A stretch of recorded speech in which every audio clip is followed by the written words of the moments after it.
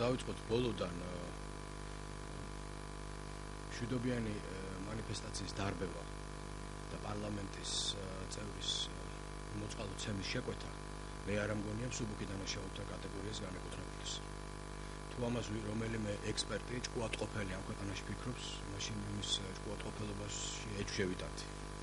ამას გეუბნებით პირდაპირ. ადამიანის ცემა წამება და მშვიდობიანი მანიფესტაციის დარბევა თუ ეს მსუბუქი დანაშაულია, რაღა არის მძიმე დანაშაული. იქნებ ამ ჭყალებში ჭკვიანმა ექსპერტებმა, გონიერმა ექსპერტებმა ჩვენ გვირჩიო ამჟამინდელ ხელისუფლებას რომელი უფრო არის მძიმე დანაშაული ამ ორზე. ეს ერთი როგორც თქვენ ხედავთ, აქ კომპლექსია უამრავი დანაშაულისა, რომელიც გამოვლენილი არის ამ ეტაპზე, წარმოჩენილია და მიწოდებულია საზოგადოებისთვის. ჩვენ და სამწუხაროდ სპექტრი სააკაშვილის დანაშაულებრივი ქმედებებისა საკმაოდ ფართოა. ცემა, წამება, მშვიდობიანი მანიფესტაციების დარბევა, ბიუჯეტის ხარჯზე პირადი ფუფუნების მოწყობა, ასე ვთქვათ. მე ვფიქრობ, რომ ის რაც ჩვენ გუშინ ვიხილეთ, უბრალოდ ყველა ზღვარს გადასულია და წარმოაჩენს სააკაშვილს ჩემის აზრით ცოტა სხვა კუთხით. ჩვენ შეგვიძლია არა მხოლოდ სამართლებრივ კუთხით მივუდგეთ ამ საქმეს და ამ მოვლენას, არამედ შეიძლება მივუდგეთ მორალური ზნეობრივი კატეგორიების გამოყენებითაც. გუშინდელმა და გუშინწინდელმა ინფორმაციამ ნამდვილად სხვა კუთხით დაგვანახა ჩვენ სააკაშვილის ფიგურა. ეს იყო ადამიანი, რომელიც არაფრად დაგიდებდათ გაჭირვებას, უბედურებას, რაც ამ ქვეყანაში ტრიალებდა მთელი ამ წლების მანძილზე და აგრძელებდა არხეინად ცხოვრებას, იდულობდა ფუფუნების საგნებს, ერთობოდა, იტარებდა სამედიცინო პროცედურებს და ყველაფერს ამას აკეთებდა არა თავისი პირადი დანაზოგების გამოყენებით, არამედ ჩვენი ფულით, ბიუჯეტის სახსრებით, ქართველი გადამხდელის მიერ გადახდილი გადახსახადების გამოყენებით. და თანაც ამას ყველაფერს გრიფით საიდუმლოს ადებდა. ანუ ასაიდუმლოებდა, რომ არავის ეს არ გაიგო და ასე გრძელდებოდა მისი და ამ ქვეყნის ცხოვრება მთელი წლების მანძილზე. მე უბრალოდ ვერაფრით ვერ გავიგე, რატომ შეეყარა ეს რაღაც საშინელი სცენი ამ ადამიანს მაინდა-მაინც 2008-9-10 წლებში, მაშინ როცა ამ ქვეყანას ყველაზე უფრო უჭირდა და რა გახდა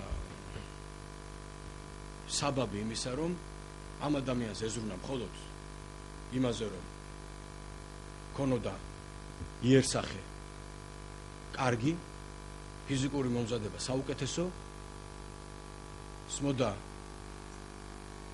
საუკეთესო ტანისამოსი, ევლო უძვირფასესი ავტომანქანებით და ესვენა უძვირეს კურორტებზე თავის მუქთახორა მეგობრებთან ერთად და ზოგიერთი მუქთახორა გუშინ გამოდიოდა და ქადაგებდა იმას, რომ რა მოხდა ახლა. აი ობამას მაგალითად ის ვაი ადვოკატი რო არის, თავი რო ადვოკატად მოაქვს, არ მინდა მის სახელი დავასახელო. აი ობამასო $9 მილიონი ჰქონდაო ხარჯიო. არ ვიცი ხა რასთან შეადარა და სააკაშვილს 4 წელიწადში 9 მილიონი ჰქონდაო. და რა არის ეს, რატო უთვლით ამასო? ასევე გამობრძანდა ჩემი კოლეგები. მე სიმართლე გითხრათ, აღარ მაქვს არავითარი იმედი, უკვე кайხანია, რომ ამ ადამიანების თავში რაიმე გარდატეხა მოხდება, მათ გონება გაუნათდებათ, ცოტა სხვა თვალით, ხიზელი თვალით შეხედავენ თავიანთ წარსულს, აწყოს დააკვირდებენ და მომავლისკენ გაიხედავენ. ვინმეს რაღაც მონანიების გრძნობა დაეუფლება. ესეთი რამე, რა თქმა უნდა, ესეთი რამეს აღარ მწამს, მაგრამ გუშინდელი და დღევანდელი მათი კომენტარები ხშირად უნდა სხვათა შორის გაუშვათ ტელეარხებით, მე ურჩევი ხარ დავასახელებ იმ ტელეარხს, რომელსაც ამას მთელი გუში, მთელი დღის მანძილზე აკეთებდა და გონია რომ თავის თავს და ამ ადამიანებს კაი საქმეს უკეთებს, მე გირჩევთ ხშირად დაატრიალეთ დარგამაძის, ნადირაშვილის, წერეთლის, ხაჩიძის კომენტარები იმაზე რომ თურმე პრეზიდენტ სააკაშვილს მე მოდი წავიკითხავ რომ შემდეგ რამე არ დამობრალოს რომ თურმე 2010 წლის 3-9 ოქტომბერს საქართველოს პრეზიდენტი თბილისის მერი გიგი უგულავა ავსტრიულ გამაჯასახებელ ცენტრ პარკ ჰოტელი X-ში სტუმრობდნენ. ჯამში დახარჯეს 114,887 ლარი. მე მეგონა რომ არსებობდა ეგრეთ წოდებული უგულავას დიეტა. თურმე უგულავა დიეტობდა ქართველი ხალხის შიმშილის ხარჯზე. არამხოლოდ დიეტა უგულავასი არ ყოფილა, ადამიანი დადიოდა უბრალოდ და 3 დღეში დახარჯა 114,000 ლარი. მე მაინტერესებს, ახლა კი უნდა ვკითხო ამ ჩემ კოლეგებს, ეგრეთ წოდებულებს, რა დიპლომატიურ მისიას ასრულებდა გიგი უგულავა მიხეილ სააკაშვილთან ერთად 3-დან 9 ოქტომბრამდე 2010 წლის პარკ ჰოტელ იგლში, სადაც დაიხარჯა 115,000 ლარი. მაინტერესებს, რა ხდებოდა იქ? რაიმე საერთაშორისო ფორუმი იყო? თუ შემთხვევით რაღაც პროცედურებს იტარებდნენ ეს ადამიანები და შემდეგ ამას უგულავას დიეტას არქმევდნენ. ასევე მაინტერესებს ბატონი სააკაშვილი 2011 წლის 12-17 თებერვალს და სხვათა შორის ეს ინფორმაცია გუშინ არ გააჟღერა პროკურატურამ, მე შემიძლია ეს გავაჟღერო დღეს აქ. ბატონ ბარამიძესთან ერთად ბრძანდებოდა და ბატონ გიორგი არველაძესთან, ეგრეთ წოდებული დამოუკიდებელი ტელეკომპანია იმ დროს გულისხმობ მე. ახლა რა თქმა უნდა იმეც გაურაცხყოფას არ მევაყენებ, მაგრამ იმ დროინდელი იმეც გულისხმობ, ეგრეთ წოდებული დამოუკიდებელი ტელეკომპანიის დამოუკიდებელი გენერალური დირექტორი ბრძანდებოდა სანატორიუმ ესპას ანრი შენოში. და ამ ბატონების მომსახურეობისთვის დაიხარჯა 1000 ევრო, შემიძლია ჩამოგითვალოთ, დოკუმენტების მიხედვით. პრეზიდენტის სანატორიუმში ოთახის დაქირავება სულ 4,991 ევრო დაჯდა. ბარამიძეს 4,921 ევრო, არველაძეს 2,374 ევრო, ეთქობა მაინც რადგანაც არ იყო დეპუტატი ან მინისტრი, მას single room-ი შეურჩიეს და ესენი ბატონები king size-ში იყვნენ წამოწოლილები, ანუ დიდ ლოგინებში. იმიტომ ისინი ხო ერეტევიან ესე და დაწვნენ ეს სხვანაირად. სიგანეზე უნდა წამოწმენ ლოგინებს, ბარამიძე განსაკუთრებით და სააკაშვილი. ამიტომაც უფრო დიდი ოთახები უფეშკაშეს ჩვენ ხარჯზე ასევე. ხამას რატომ ოფისით მე გამობრძანდეს ბარამიძე და ახსნას რა დიპლომატიურ მისიას ასრულებდა იტალიაში, ქალაქ მერანოში, მიხეილ სააკაშვილთან ერთად. შემდეგ მაინტერესებს რითი იყვნენ დაკავებული, რა სახელმწიფოებრივი მნიშვნელობის საქმეს წყვეტდნენ 2012 წლის მარტში ტაილანდში 5 ვარსკვლავიან სასტუმროში 2 დღით ჩაბრძანებულები საქართველოსდან და წარმოიდგინეთ რა ხელა მანძილია. ბატონები სააკაშვილი, პარლამენტის თავმჯდომარე იმჟამინდელი ბაქრაძე, აჭარის მთავრობის იმჟამინდელი თავმჯდომარე ვარშალომიძე და ვინმე რაფაელ გლუქსმანი. ამაზე გუშინ პროკურატურას არაფერი არ უთქვამს. ვინ არის ეს რაფაელ გლუქსმანი? ხორმეტოთ. ვინ ჯანდაბაა საერთოდ? თქვენ ხარჯზე და ქართველი ხალხის ხარჯზე.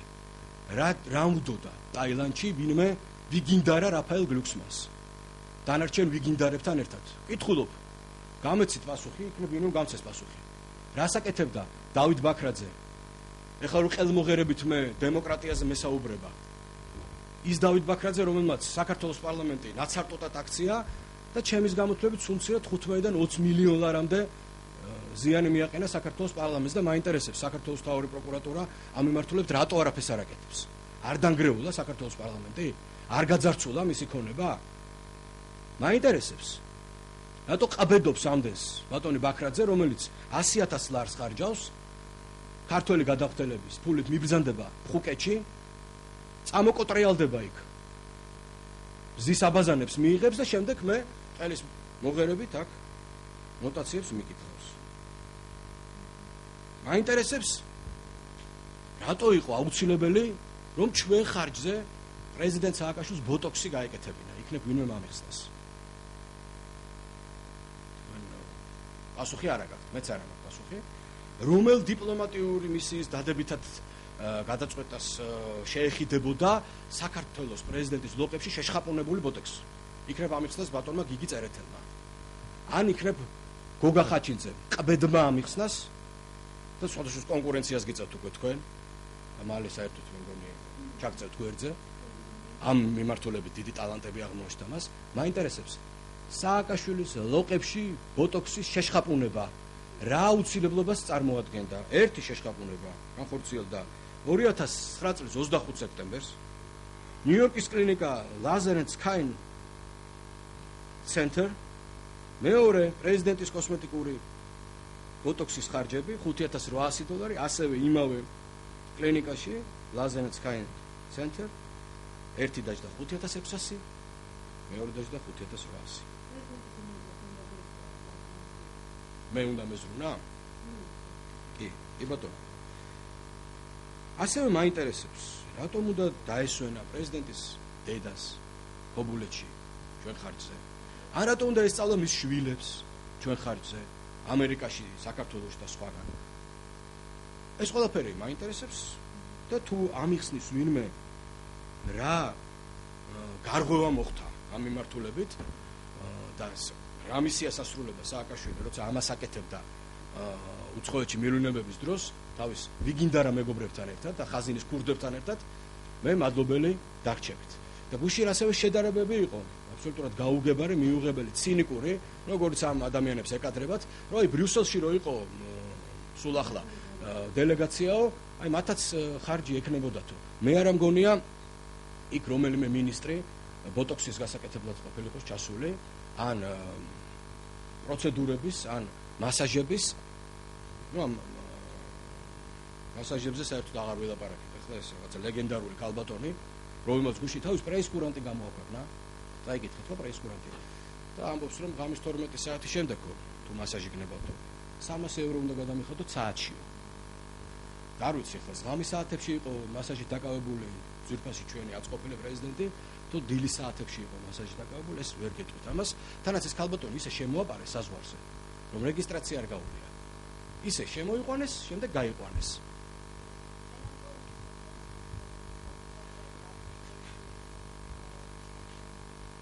მე ვფიქრობ პატიმრობას. ეს არის აშკარა გაფლანგვა უზარმაზარი სახსრების და გუშინ პროკურატურამ აღნიშნა, რომ 9 მილიონი არის მოპარული ლარი, სულ მცირე და მე ვფიქრობ ეს საქმე იყოს ბოლომდე უნდა იყოს მიყვანილი. ასევე მე კატეგორიულად მოვითხოვ ბოლომდე იყოს მიყვანილი, ასევე დაფარული სხვა ხარჯები, ასევე იმავე ფონდებიდან გამოყენებული, რითიც ჩემი კოლეგების და არა მხოლოდ მათთვის შეძენილი იყო უძვირფასესი საჩუქრები. ბეჭდები, საყურეები, საათები, სხვა ფუფუნების საგნები და თქვენ ნახეთ ხო, რამდენიმე თვეში 10 საათი უყიდია სააკაშვილს. 10. და ბატონი წერეთელი გამობრძანდება ახლა გიგი, ბატონ გოგა ხაჩიძესთან ერთად. და მეტყვის რომ აუცილებლად მკლავზე სააკაშვილს ყოველ დღე უნდა კეთებოდა 1 საათი. სხვანაირად ჩვენ აფხაზებს ვერ დავებრუნებთ. ეს ხო წარმოუდგენელი. ანუ გიკითია ბევრი საათი, აბრუნებს სწრაფად აფხაზეთს. არ გიკეთია ბევრი საათი, ვერ აბრუნებ აფხაზეთს სწრაფად. არა, ნუ ეხა ეს არის კრეტინიზმი, მე უტრირებას ვაკეთებ, ამ ბოდის ვიხდი, რომ ესეთ შედარებებს ვაკეთებ, მაგრამ როცა ეს თავხედები გამოდიან და მეუნებიან და გვეუნებიან ყველას, რომ თურმე 7 კოსტიუმი, რომელიც დაჯდა 10,000-ობით ლარი, 10 საათი, რომელიც დაჯდა 100,000-ობით ლარი, ის რაღაც გრანდიოზული ხარჯები, ეს ბოტოქსები, სამედიცინო ვერტალოტები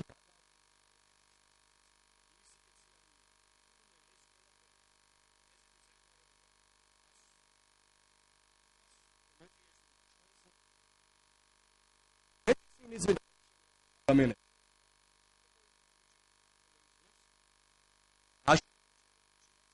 ამენ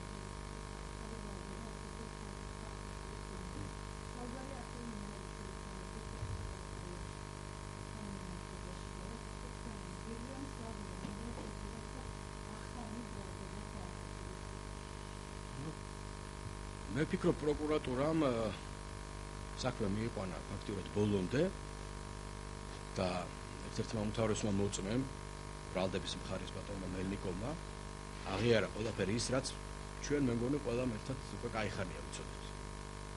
ჩვენს თვალწინ გახორციელდა საზარელი დანაშაული, რომლის განხორციელებაში ჩართული იყო მთელი ვერტიკალი ხელისუფლების, ეს არ არის ჩემი აღმოჩენილი რაღაც ახალი ამბავი, ეს წერია სტრასბურგის გადაწყვეტილებაში, სტრასბურგის ადამიანთა დაცვის სასამართლომ ეს გადაწყვეტილება გამოამზეურა ახლა 1 წლის უკან, თუ არ ვცდები, და იქ შავით თეთრზე წერია, რა აქვს ჩადენილი მაღალჩინოსნებს საქართველოში იმისთვის, რომ ეს დანაშაული პირველ რიგში მოხდარიყო და შემდეგ მეორე რიგში დაფარულიყო მისი კვალი.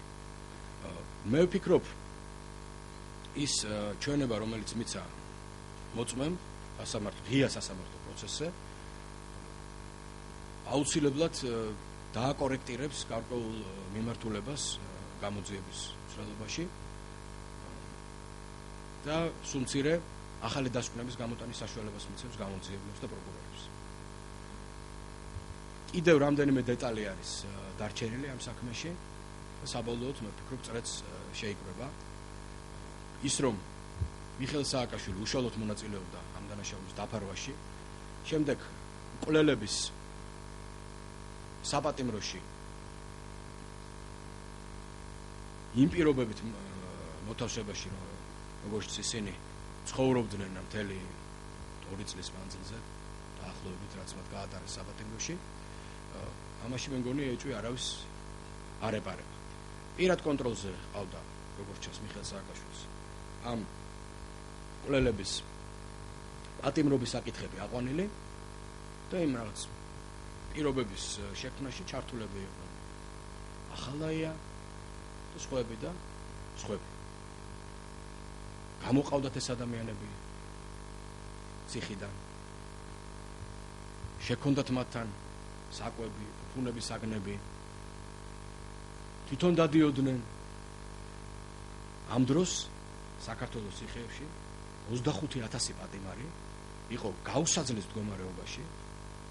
მათი ძალიან დიდი ნაწილი არაადამიანურ პირობებში იხდიდა სასჯელს და ყავდა ყავდნენ პატიმრები, რომლებსაც აყარეს პატივი და ღირსება, რომლებიც გააუპატიურეს, რომლებსაც სულში ჩააფურთხეს. ამ დროს მკვლელები, სადისტები, ჯალათები, ზონდერები, ახალაიასი, სააკაშვილის, მერაბიშვილის, ადეიშვილის არხეინად ცხოვრობდნენ ციხეში, თუ მას ციხე შეიძლება უწოდოთ ჩვენ, გადაადგილდებოდნენ თავისუფლად, ჭამდნენ, სვავდნენ, ერთობოდნენ ციხეში. აუცილებლად ლამის ბუნაგი მოაწყვეს. ამ საკითხებს სჭირდება გარკვევა და ბოლომდე მიყვანა. მე ერთი რამ ვიცი ნათლად, რომ 1 ოქტომბერი ვერაფრით ვერ მოხდებოდა, თუ საქართველოს ახალი ხელისუფლება უმთავრეს პირობას არ მისცემდა თავის მოსახლეობას, რომ სამართლიანობა აღდგებოდა, ყველა ჯალათი, ყველა მკვლელი, ყველა სადისტი, ბიუჯეტის ქურდი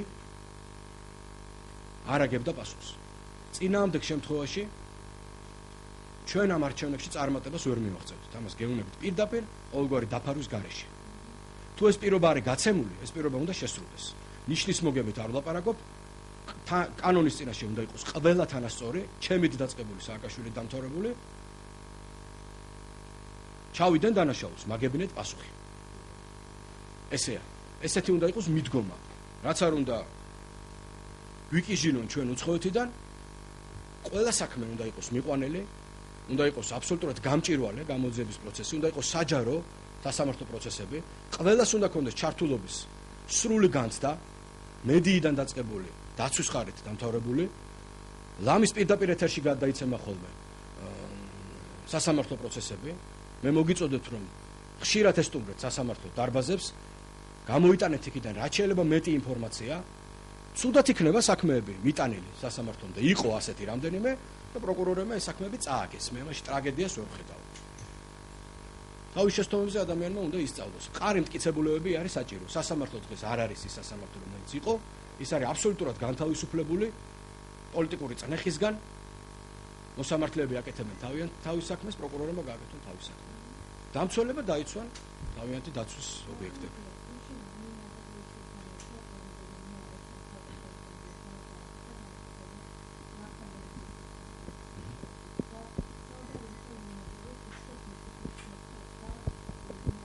კი ბატონო, მე მოგახსენებთ. ყოველთვის ხოლმე რაფალიანცის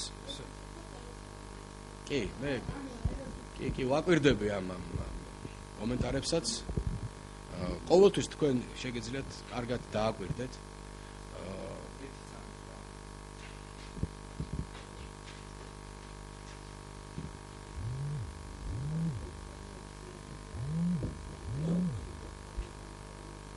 კი ბატონო, მოგახსენებთ ჩემ აზრს.